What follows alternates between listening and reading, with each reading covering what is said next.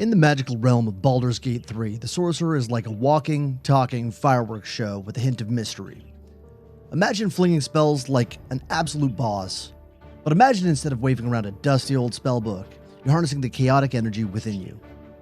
You're like a cosmic DJ, mixing and matching spells on the fly, throwing fireballs like confetti, and freezing enemies in their tracks. It's like you've got your own personal fireworks display right at your fingertips. So if you're all about unleashing wild magic and turning battles into a spectacular spectacle, the Sorcerer is the way to go.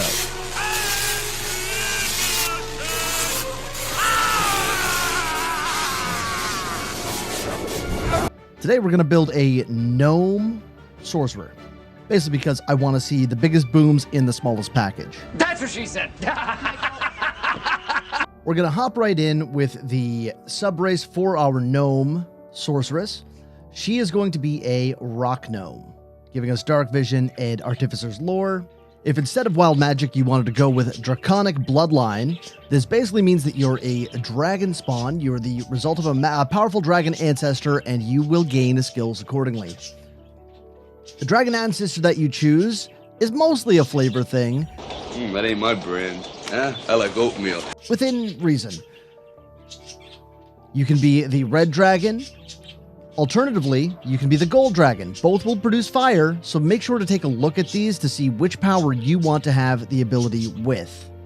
Each of these will also give a level 1 spell that you'll be able to use throughout your playthrough. Anything from lightning bolts to acid. Ignore this terrible drug. To ways of falling easier or disguising yourself. Am I not turtly enough for the turtle club? Finally, the Storm Sorcerer. The Storm Sorcerer is exactly what it says on the tin. You have the power of storms, lightning, electricity, and tempestuous magic. After you cast a level 1 spell or higher, you can fly as a bonus action. Fly as a bonus action. And no opportunity attacks. You do not provoke attacks of opportunity after casting a spell. This is huge. For more information on the sub-races, you can go to the race video up in the top corner there, and you will be able to take a look at all the different races there. One thing to note, as you change races, it will save a preset for each one if you've already got something designed. With the Sorcerer, you gain your power from a bloodline. Nobody makes me bleed my own blood. Nobody! That bloodline is going to give you different options that you can choose and will strengthen those spells of that respective bloodline. The Sorcerer gets a pool of Sorcerer points. Those points can be used between long rests to basically change the way that your spells interact with the world. So first we'll start off by picking our cantrip. The cantrips that I'm looking at are probably something that will give me a little bit more firepower, a little bit more cooling power. Let's kick some ice. I want to be able to hit my shots with True Strike, and it never hurts to have protection. Blade Ward it is. Now, as far as spells go, we've got a wide breadth of options that we can choose here to start our new character. We seem to have kind of gone down the fire and ice route. I'm thinking for something like that, we probably should double down and go for Ice Knife, as well as maybe Burning Hand. So if things get a little too close, we can blow them up. Now, for the subclass, there are 3 different subclasses that we can choose from. There's Wild Magic. Wild Magic. Your powers come from ancient forces of chaos. They churn within you, waiting to burst free at any time. Burst. Tides of Chaos. You activate this to gain advantage on your next attack roll, ability check, or saving throw. But it comes with the caveat of increased chance of wild magic surges afterwards. Now, what does that mean? Anytime that you're looking at something, you can hit T and you can mouse over it to see more detail.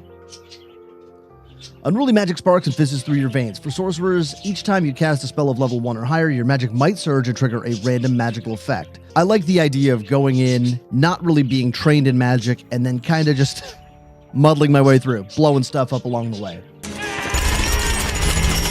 Wild magic stems from the forces of chaos. It churns within the sorcerers that wield it, waiting to burst free. Picking the background for your character is a fairly important thing. It basically gives you the relevant skills for your character, as well as helping them survive those skill checks, and it gives you kind of a flavor for a character that you're trying to build. So if we were to say that we wanted to make a sorcerer that maybe she had a harder life, or maybe she was a hero of the people, or maybe grew up in the courts, we can make her a noble, or an urchin, or a charlatan, and just a big old liar. In fact, I think we're going to go with charlatan. I want to be a big old liar. When you're planning out your ability scores for a sorcerer, one thing I would recommend is not skipping on your constitution or your main stat of charisma. Charisma is going to make it easier for your spells to land. It's also going to make any interactions that you're doing throughout the game much easier, as you will have a higher chance of succeeding them. Dexterity is also a very important stat for raising your character's armor class. Armor class is basically what kind of armor you wear. Heavier armor will have a higher AC, but as a sorcerer, we're not going to be wearing very heavy armor, so we'll be probably in light armor or clothing for most of the game. So having dexterity will help offset some of the losses there. We're now dumb as a rock. Perfect. We could probably dump that all the way, to be honest. We don't memorize spells. Weak wizards. I wouldn't drop wisdom too low. Mainly for RP purposes. If you are trying to min-max, you can drop the wisdom stat. I would typically keep it because having insight into conversations will allow you to be more effective as a charismatic person. Are you trying to cover up a crime? No. You're lying. Then there's editing. Hold, please. 1 hour later. And just like that, you have your character, and now you're ready to go.